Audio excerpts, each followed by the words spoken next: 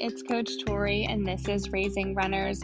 We will be talking about running, mental health, youth sport burnout, specialization in sports, motivation, encouragement, coaching, parenting, sleep, nutrition, really anything that you can think of that we as parents or coaches or just runners can do to help our young athletes. In today's episode, I get to talk with Austen Allen, who is a trauma-informed personal trainer. He's the owner, founder, coach of Lighthouse Fitness, and he is a podcaster as well. He has a great podcast about all things in the wellness fitness space. We get to talk about what trauma-informed personal training means, more just about why he decided to start it, who he helps, what it really looks like. So there's lots of great tips in there for coaches who are looking to be a little more trauma-informed. We also talk about his personal experience with getting into fitness. And he shares just all kinds of great information for anybody looking to learn a little more about what trauma-informed really means. If you want to start, can you, since I actually don't know too much about you, I know you sent me some of your expertise and things, but do you want to start by just saying a little bit about you, maybe how you got into coaching, training, the fitness industry, or even if you want to give us a little bit of background of, growing up in sports? Absolutely. So for those of you that are listening, my name is Austen Allen. I am based in Fort Collins, Colorado. So that's about an hour north of Denver, for those of you that don't know where that is.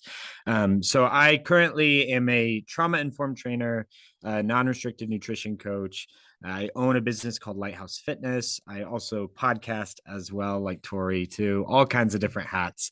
But yeah, to my path into kind of where I am today is kind of an interesting, fun, windy one.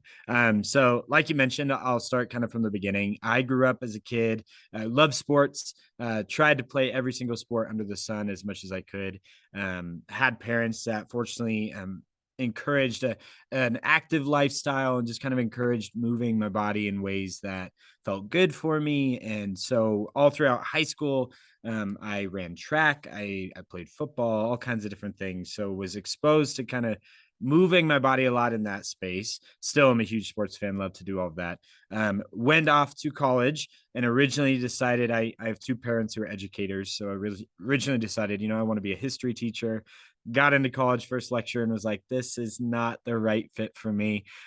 So decided to transition from that into health and exercise science, something that's a little more authentic to my upbringing and kind of my passion. So I graduated with a degree in health and exercise science from Colorado State University in 2017, go Rams.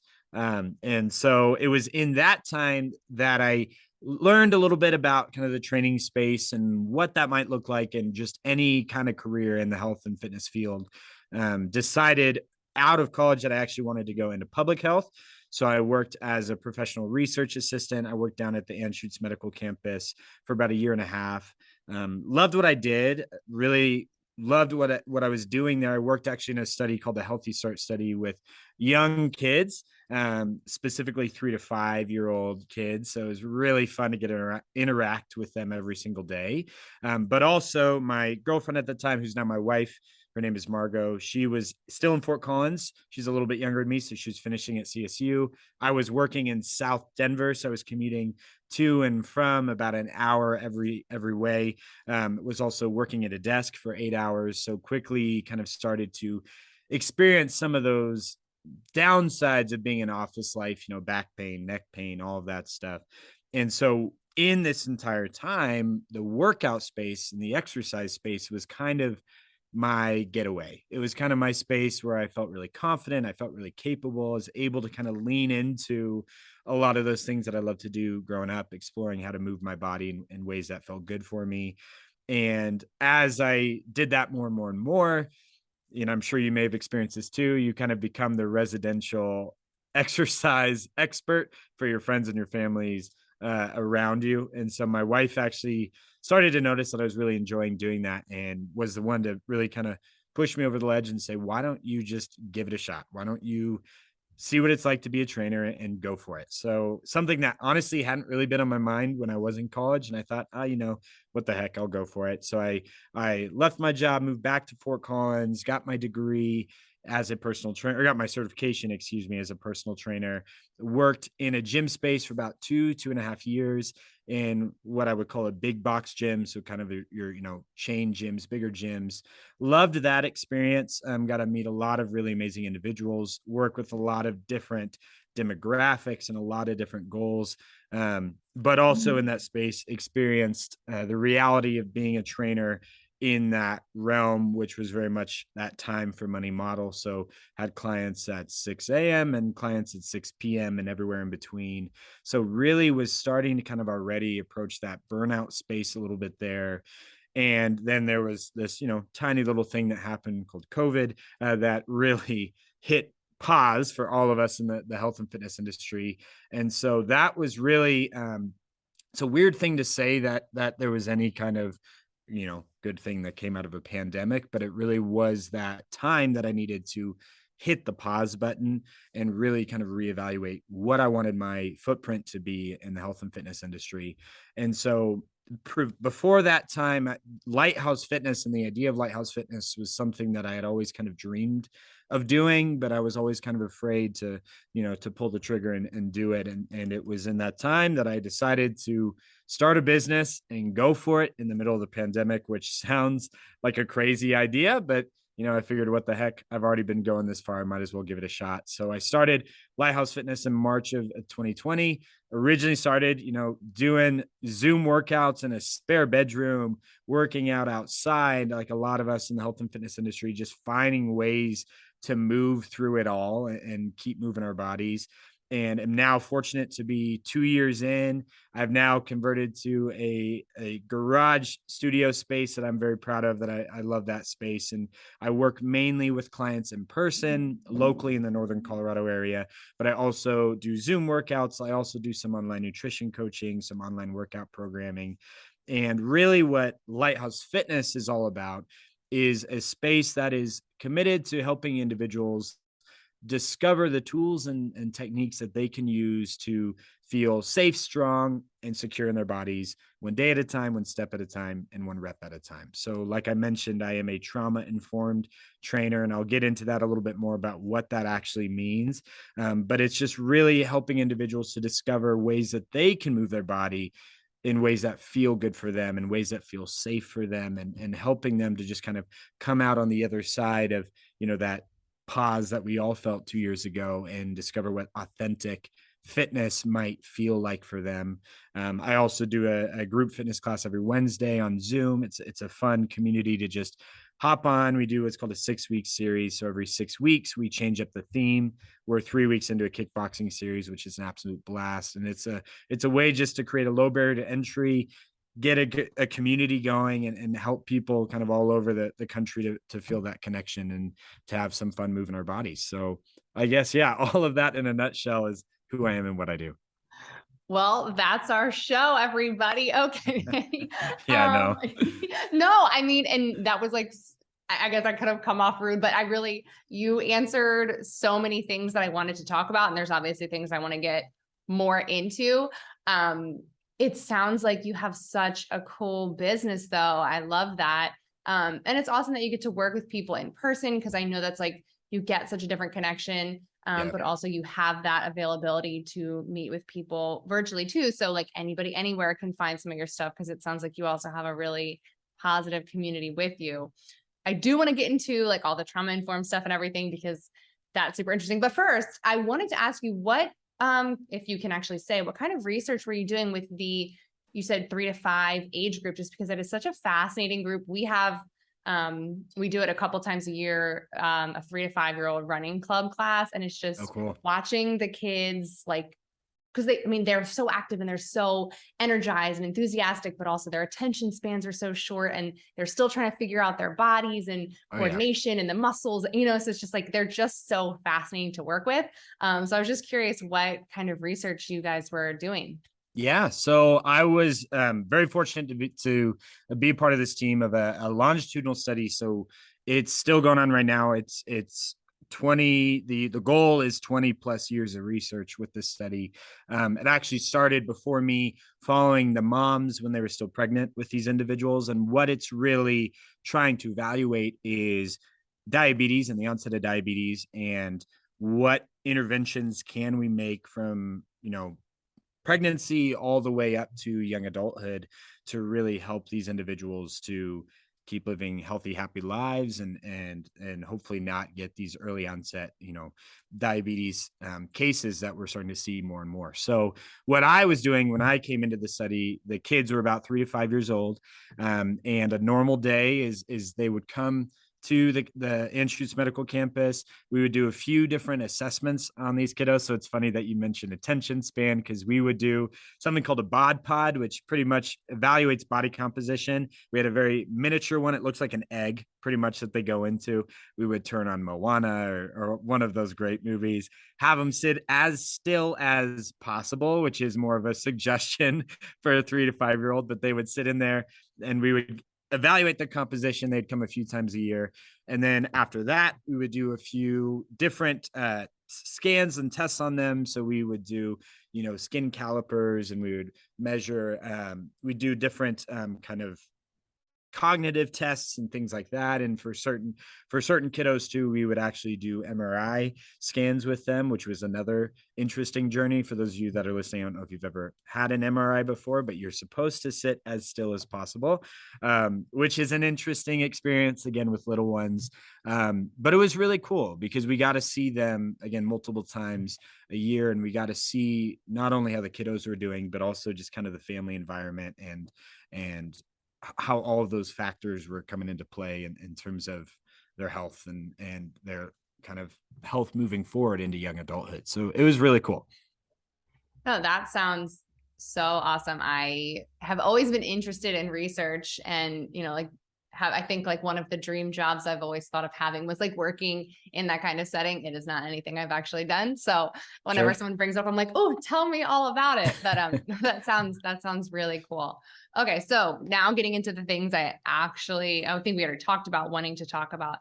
You are a trauma-informed trainer. And so I thought this was super interesting that you could talk about, because I used to train, or I taught trauma-informed care in a residential setting. So it had nothing to do with physical fitness or anything, but it was for the staff working directly with the individuals in care, and what all that meant. And at least in my time. And so I've been out of that field for over a year now. So I know we're constantly progressing, but it was such a challenge getting people to understand what it meant, even if you tell them what it is and they can sort of grasp it, but then in practice, when things become challenging, all of that seems to fall away. And I know as a society, I think we are trying to be more aware and helpful to everybody. And, we've all kind of gone through a collective trauma, but I also know people use the word trauma for lots of different things now. And it's, it's kind of like a buzzword at this point. So I think it's just like, I was like so excited that there's someone else that can talk about trauma-informed stuff that's related to the fitness world. So Ken, as I just like went on a rant about my own trauma-informed stuff. It's great. I love it. Can you tell us what that means as a trainer? Kind of how you implement, what that means and how you implement it into what you do. I mean, I can see just in the way you kind of talk about what you do that like you're using all of like inclusive phrasing. And even when you came on the Zoom, you had your pronouns. So like, and there's lots of things that I see that you do that, people just might not also notice what those things are. Sure. So, I guess cause you hit the nail on the head when you said trauma is a buzzword, especially as of lately, we hear it a lot and yet we don't really get a clear definition of what it means. So I guess the easiest place to start a lot of times when I'm describing it to individuals is to just kind of get a definition, if we can, of what trauma really is. Because again, it is something that we hear a lot. It's something that a lot of us have experienced. But it's good to kind of get an idea of what I mean when I'm talking about that. So I was fortunate to get an amazing certification, trauma-informed training certification from these wonderful individuals called Hope Ignited Training. And they provided us actually with a definition for what trauma is or what it can be. And so the definition that was given to us, I can just read it right here, is trauma can be defined as an unresolved autonomic nervous system response. It's about the nervous system's response to an event, not necessarily the event itself. Events can affect each of us very differently. Now, that's a very fancy sounding definition. So let me break that down a little bit more. So for those of you that are listening, first of all, when you hear that phrase autonomic nervous system, what does that even mean? You can pretty much think of that as kind of a highway of nerves that run throughout our body that pretty much help us to be on autopilot mode most of the time. So they control a lot of our involuntary things like our breathing, our heart beating, and stuff like that. So that's an important part of that definition because it talks about how it's affecting that kind of automatic response system. But the bigger reason that I wanted to mention that definition is for the latter part of that statement. And it's talking about how trauma is an experience, not an event. And I think that's really important to state because there could be two individuals that are in the exact same situation, and one of them may walk away with that situation from trauma, and one of them may not. And it doesn't mean that one of them is stronger, more resilient. It just means that that experience was influenced and impacted by their body in a different way. And whether it's PTSD or acute trauma or vicarious trauma, or even a physical trauma like an injury, every trauma experience is super, super different. And I think that's really important to say because when an individual experiences a trauma, we don't get to choose how our body responds to that event. It just happens. And so this is something that I actually talk about with my clients a lot because in that moment, your mind and your body were acting in ways that were keeping you safe, even if it's not how you would have chosen to act in that moment. And that might sound like a good thing, but what can happen is as a result of that, the mind and the body for those individuals can start to feel like a really scary, unfamiliar place because you may have reacted in a way that you wouldn't have consciously chosen to in that moment. And what can come along with that is a lot of shame and a lot of frustration. So I'm an individual. About a year ago, I experienced a traumatic event myself, which kind of spurred me into this field. And like I mentioned before, the workout space was always a safe, comfortable space for me. And following my trauma, that was really the space where I started to notice, oh wow, this is a little more serious than I actually thought it might have been. I was trying to work out and my body was just reacting differently. I wasn't cooling down in the same way that I usually do. I liked to do kind of a more intense style and everything felt heavier. Everything just felt off. And I felt like I was an individual kind of working out in a stranger's body, for lack of a better term. And that was kind of a scary moment for me because then I started to ask myself questions about my experience of, well, why didn't I do more? Why didn't I just leave? Why didn't I stop before it all happened? All these questions that I really had no control over, but it started to be really super overwhelming and really debilitating. And it was kind of in that moment that it was that light bulb effect of, well, wait a second, if I'm an individual who has, a certification in this field, a degree in this field, I have the tools and techniques that I know to make an effective workout, and I'm still struggling to move through this space.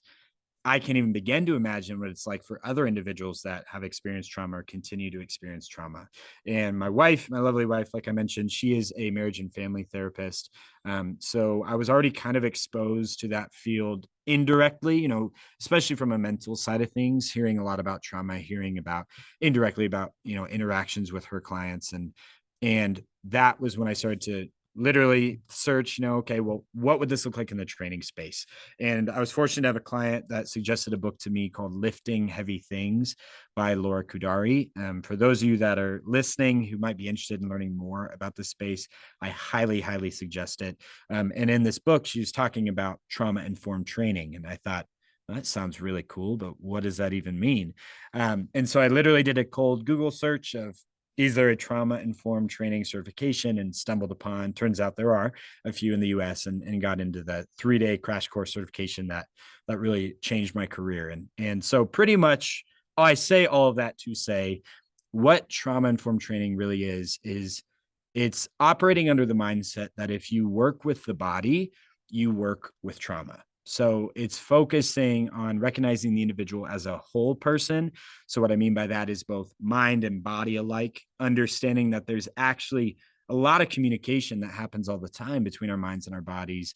And it's a matter of whether we choose to honor that that response, or we choose to disregard it. And unfortunately, a lot of times we're kind of trained indirectly to disregard it and just try to move throughout our day. So trauma informed training, where that comes in, is all about helping those individuals, specifically those individuals that have felt like the brain and the body wasn't a safe place in the past, and giving them different tools and techniques and working together so that they can learn to come back to their body in a safe and an empowered way, in and out of the workout space. So there's 5 main principles that we use in the trauma informed training community, and it's safety, choice, collaboration, trust, and empowerment.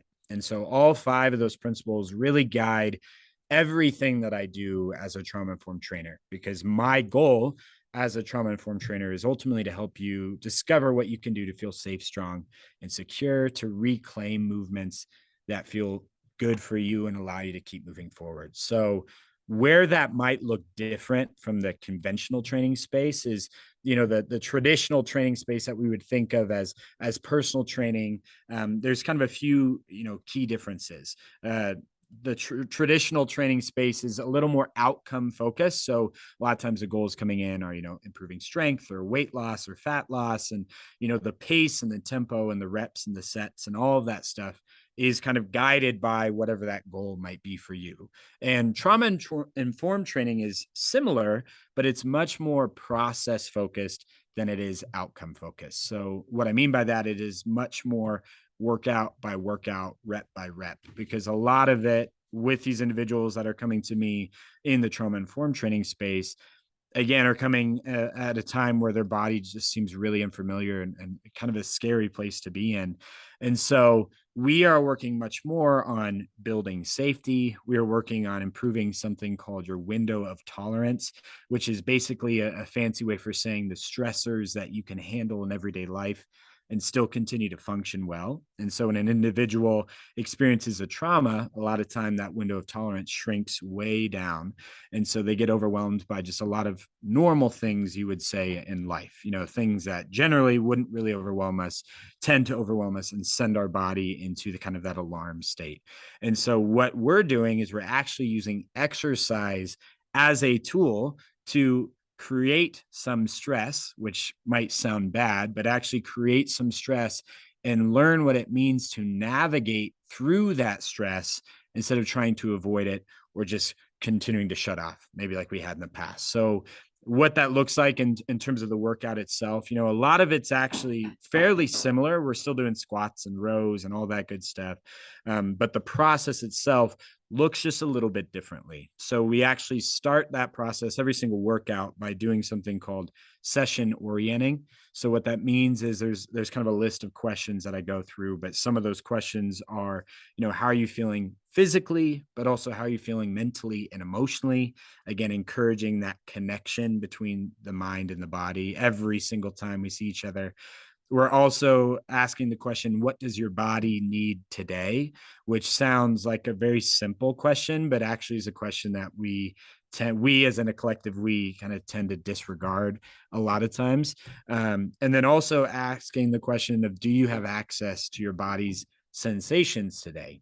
A lot of times with trauma, we go into kind of a dissociated state. We try to kind of leave our body because it doesn't feel like a familiar space. And that's not always a bad thing, but we want to be able to come back and ground back in our body. And so based off of that response to those questions, I will always have kind of a general workout and a general idea in mind, but that is going to adjust and adapt based off of how you're feeling in that moment. So if an individual is coming into that session and is feeling, angry and frustrated and overwhelmed, instead of kind of shying away from that and being like, well, you know what, let's forget about it for the next 60 minutes and let's just move our bodies. Instead, I might hand them a medicine ball or put on the boxing gloves and say, hey, you know what, let's lean into that frustration for a second and let's slam something, let's hit something, let's allow our bodies to actually complete that cycle in a safe way that it wants to. And a lot of times you'll notice that when you allow your body to do that, you're actually able to improve that resiliency and expand that window of tolerance, like we mentioned before, because now you can keep moving forward and know that wasn't necessarily a bad thing. It was just something that my body needed to learn to experience in a healthy way, in a productive way. Or the opposite is true too. If they come in and they're just really tired and overwhelmed, we might slow down the pace and the reps and the sets. And it's much less of a, hey, we're doing 8 to 12 and we're going to do that no matter what. It's more of a, let's listen to your body. Let's really work on intentionally connecting with your body.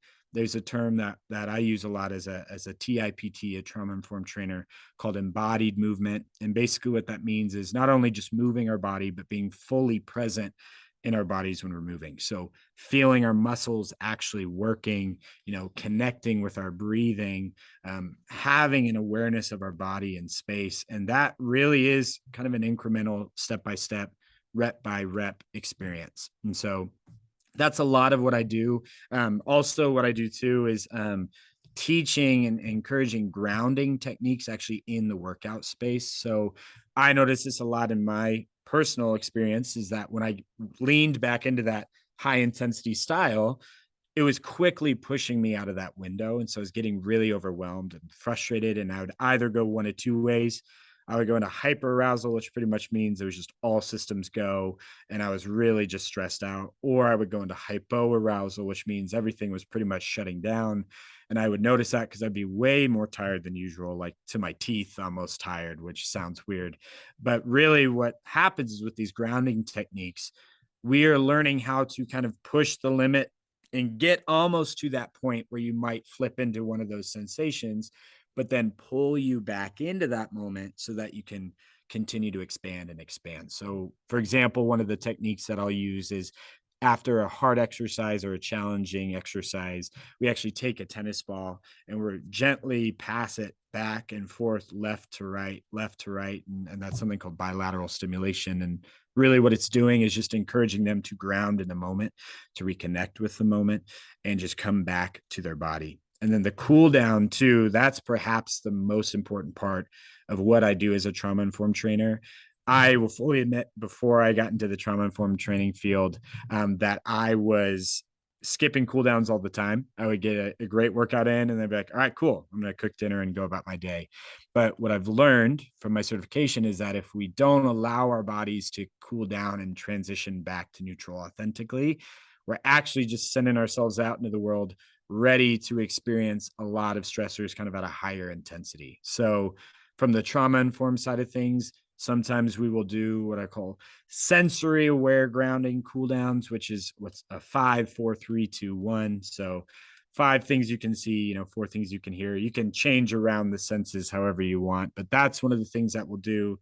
Another thing that we'll do is what I call being a detective. So becoming curious about the room. So I have the traditional kind of gym flooring, the squares that link together. So they might count the squares as they're going. And again, all of it is just allowing their body to come back to neutral and to have experienced the stress that they did in the workout, but use that as a good stress to expand their resilience, come back to neutral. And then that way, when we meet again, we might be able to crank up the dial just a little bit more every single time. And then the last part of that, I could talk for hours about this, as you can see, but the last part of that too is like you mentioned, is very much an increased awareness of the wording that I use as a coach, the body positioning that I use as a coach. You mentioned too, I have my pronouns on here, just kind of actively rebelling against a lot of the diet and fitness culture messages that we feel and hear all the time, either directly or indirectly, and finding a way to just encourage individuals to understand, healthy, or that term healthy, is really something that can be defined by you and should be defined by you. And so what if we treated this experience as a way to discover what that means for you, instead of just trying to fit you into kind of a predetermined category? What if we could find a way so that it really resonated with you in your life in a way that's authentic to you, in a way that makes sense to you, and then you can keep moving forward from there. Wow. Okay. Well, everything you said was, I also wish I was a trauma informed coach, right? I love the grounding activities as part of the cool down, because I've had the kids do like the 5, 4, 3, 2, 1, just because that's like something easy for them to understand, because, everybody learns our senses in like preschool, and, five's not a hard number to count to. But we Totally. usually do that more of like an activity of something like go run from here to there. And this time just think about all the things you can see. But as a cool down thing, because I'm sure us as adults, like you said, we don't really like cooling down either. Yeah. But the kids, especially, sometimes it's funny, like they don't, because we also teach them like not to talk when they're doing something also.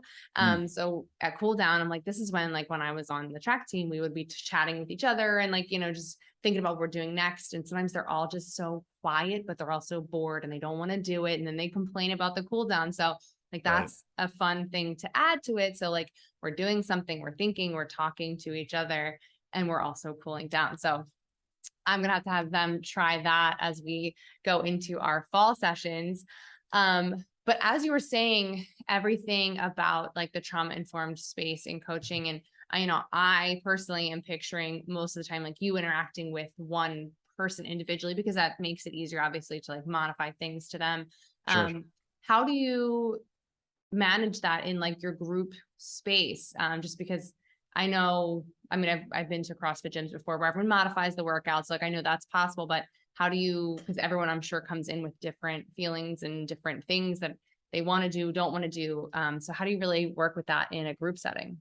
Yeah, that's a great question.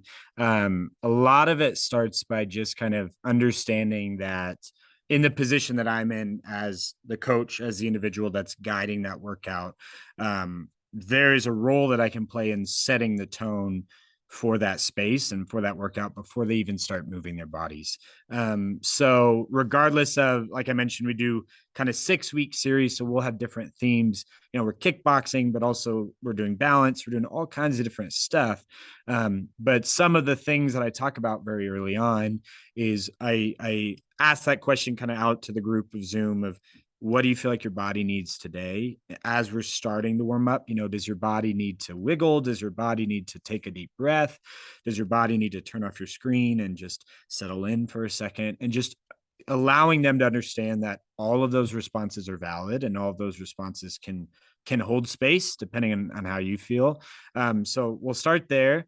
A lot of it too, and this is a lot of the wording that I use just in general with Lighthouse Fitness, is I'm very intentional on encouraging them or inviting them to lean into celebrating and honoring what their body can do instead of fixating on what it can't. So I'm a big believer that movement is meant to honor our bodies and not to punish it. And so a lot of times in the traditional kind of conventional group fitness space, you see people sweating and grinding and really just red in the face. And that's not always a bad thing, but it's a lot about what kind of intention do you bring to that space? Are you celebrating the fact that your body can do whatever modification, whatever movement that you're doing? Or do you find yourself leaning into that negative headspace? And you might find yourself wavering back and forth. But as a coach in my position, I'm always trying to be intentional about celebrating, hey, it's a great intention that you're moving. That's a great pace that you're working at, whatever it is, just celebrating as much as I can, each of them individually, and trying to help them to understand that I do see that you're honoring your body in this moment. I applaud you for that. And then when it comes to the modifications itself, this is something that's actually, I've grown on a lot as a coach, because even the wording of a modification can really alter the mindset itself. So, instead of saying, if you can't do this move, then do this, instead saying, if this might feel more comfortable for your body, if this is something that you would like to do instead, this is an equally valued option. And it sounds super simple, but what I'm hopefully helping them to understand is nothing's wrong with you if you can't do that full version of a push-up. It just might mean that your body specifically doesn't love that move, and that's okay. Let's learn a way to navigate and learn what kind of moves that it does enjoy and that it does actually like to do. And so that's a lot of it. And then also throughout the workout, I'm generally a very cheery person. So I like to kind of do the, you got this and all those statements, but also in the cool down, something that I've actually started doing recently is in the kickboxing workout. The music that we're listening to is very kickboxing-esque, very that style, right? Gets you going. But also what I've started doing is realizing that music can also help them to shift back down into neutral if I can adjust it. So I actually went ahead and made a separate cool down playlist that, again, I invite them to listen to if they want to. But what it's doing is also giving them a mental signal to say, hey, we're just shifting into a different part of our day and a different part of our workout. And then as they're stretching, also allowing them to have another moment to say, yes, we're stretching, we're cooling down, we feel good, but also this is a great time to sit in your success of what you just did. You just showed up, you showed out for yourself. So I encourage you to celebrate that right now in whatever way feels authentic for you. So it's messages like that. And I'm probably sound like a broken record by this point with this series. But just understanding that as a trainer, and for those coaches and trainers that are listening, you do hold a power in that space, and it's important that you're very aware of the wording that you're using, because if you may be saying something that you don't at all mean to be damaging or negative, but if an individual has experienced something that reminds them of that experience in a negative way, no matter what actions you do after the fact, it might re-traumatize them, push them into those moments. And so just really leaning into that can space, leaning into that space of, here's all the awesome things that you're doing. And it's a fun space to do for kids too. Because the thing I do love about a lot of kids is they move their bodies in whatever way their bodies say that they need to. They don't really have the predetermined, rules of adulthood of what we should and shouldn't do. If they want to jump in a puddle, they jump in a puddle. And so leaning into that space somewhat, obviously it can start to be a little bit like herding cats if you lean into it too much. But just allowing them to really learn what it means to honor their bodies and to celebrate their bodies. I love that you point out like the power of the words that we're saying too, because that's something I often focus on with the kids more in a different way, where we talk about like, all the positive self-talk and helping them practice those things. But as you were explaining, like, if you can't do this, like how different that sounds than if this is how your body feels better, like I didn't even think of like that, because I think I know I still say things like, okay, well, if you can't do the push-ups like this, do them like this. So Right.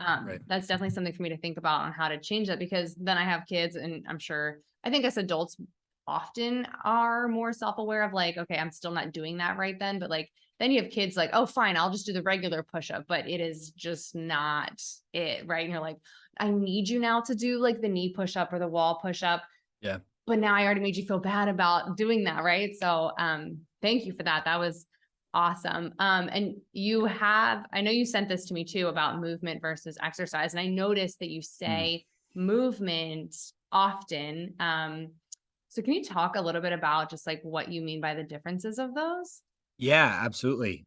So especially when it comes to adults and kids, kind of both sides, there's very much this kind of focus on exercise. Like, we need to get this many hours of exercise a week. We need to make sure that we're exercising for this long and all this. And that's good. That's definitely good. But even if you work out for an hour, there's still 23 other hours in the day that are opportunities to maybe move our bodies or not move our bodies. And now, obviously, some of that is eating and sleeping and all that stuff too. But I think there's a power in encouraging a movement space, still celebrating exercise. And I guess what I mean by that, exercise is anything that's just kind of deemed as intentional exercise and movement. So, I'm going to go for a run. I'm determining I'm going to go for a run. That might be more of the exercise space. Whereas, I want to, the song comes on, I want to move my body, or I've been working for a long time, I want to stand up, those kind of things, a little more movement driven. From an adult setting, I guess I can start there. When we expand our movement, so not necessarily adding more workouts, because that's what that might sound like, adding more workouts into our day or those kind of things. Instead of doing that, actually encouraging us to, take the dogs for a meaningful walk, stand up during the day. Just take a moment, have a dance party in your kitchen. I love to suggest that to families, but really what it is encouraging people to celebrate the movement of their body And what happens indirectly, if you have a goal like fat loss or weight loss, you're actually expanding the energy that you're burning throughout the day. So from a science standpoint, you're actually still getting really valued benefits and results, but you're not having to add a whole nother workout and do all these things that we a lot of times think that we need to do. You know, a lot of times we think, well, I'm not getting the results that I need, so I need to add a fourth workout in the week versus, there's 7 other hours in that day where you maybe could have just taken 2 minutes, 3 minutes to get up and move around. And that can go a really, really long way. And the thing that I like about that too, for adults as well, is it's a lot less overwhelming.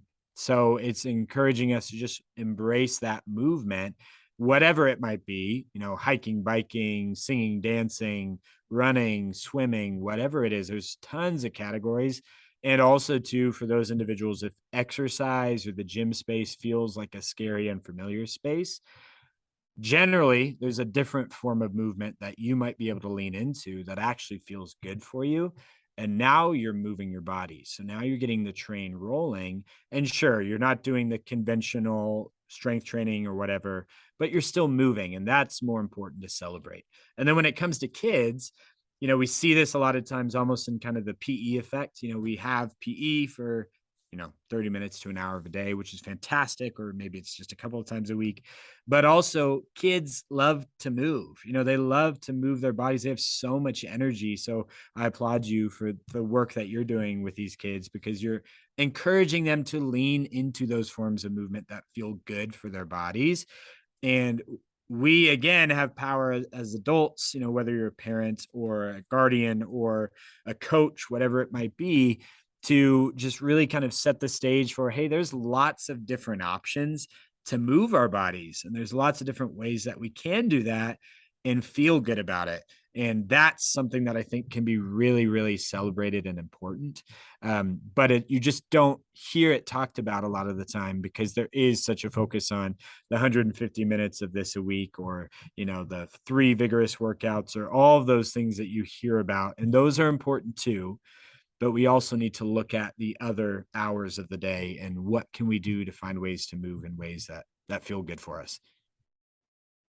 Yeah, no, that was awesome. That actually just had me thinking, which is like totally kind of off on a tangent too, but my watch, and I'm sure I know people complain about their watches all the time, like, oh, my Garmin watch was bullying me because my whatever workout didn't count and stuff. But there probably is like some trauma informed apps for your watches. But I know we're all, as fitness people, we're really attached to our gear, our watches. And it's like, mine's saying I only got 100 and whatever minutes of intensity this week, but I'm like, I have been running around doing all this stuff and it's only tracking when I tell it, like, start my run. So no, that just got me thinking, but that was awesome. Before we go, you mentioned you have a podcast. I do. I didn't know that. Let's hear about it. I do. So it's called the So I've Heard podcast. And it's a mix of interview episodes. I'd actually would love to have you on the show. It's a mix of interview episodes and solo episodes. So if you aren't sick of my voice yet and you want to hear more of me talking, you can go there. But it's on Spotify. It's on Apple Podcasts, again, called So I've Heard. And really what it's designed to do is just kind of help to answer, a lot of the questions that we might have in health and fitness. So I have episodes about, is breakfast really the most important meal of the day? How do we actually build consistency in an authentic way in our workouts? All kinds of different things there. But also, especially when it comes to the interview episodes, my hope is with that podcast that individuals kind of expand what they think of when they think about health and wellness. So I do have lots of trainers and lots of coaches on there, but I've also had sustainable teachers on there, physical therapists on there. So trying to just expand that definition of what healthy again might be, and to just encourage as many looks and different angles on health and fitness as we can. So yeah, so I do have a podcast. Sometimes if you follow me on Instagram, by the way, my tag, I guess, I don't know really what to call it. My username is Lighthouse_Fitness. Sometimes you'll see links to episodes that I release.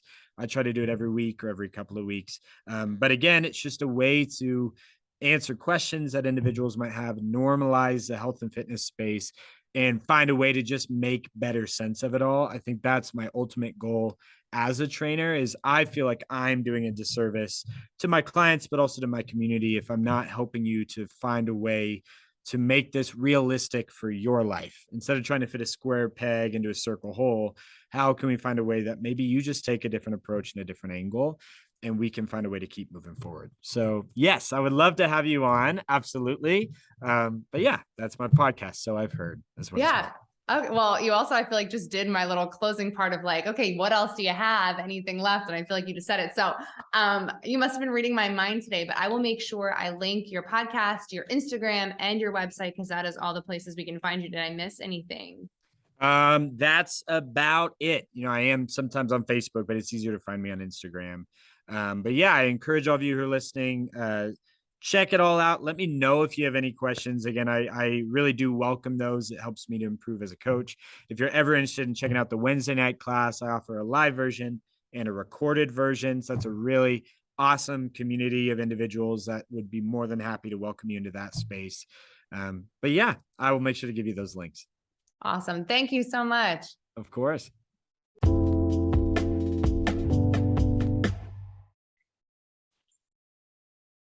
I just want to thank Austen again so much for taking the time to talk to us about all the really important things that he's doing. Also, so he mentioned his podcast. It's So I've Heard. I am actually on one of his recent episodes as well. So feel free to check that out, but check all of his episodes out anyway, because there's lots of great information if you want to keep learning more from all the cool stuff that he has going on. So again, thanks, Austen, so much. And I hope we all learned a little bit more about how to be trauma informed in different spaces.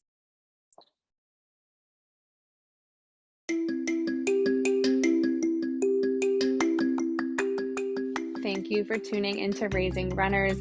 New episodes every Tuesday, and we are always looking to talk to people about running, mental health, or anything along the spectrum that can help our young athletes, or just talking to runners or parents and coaches of our young runners as well.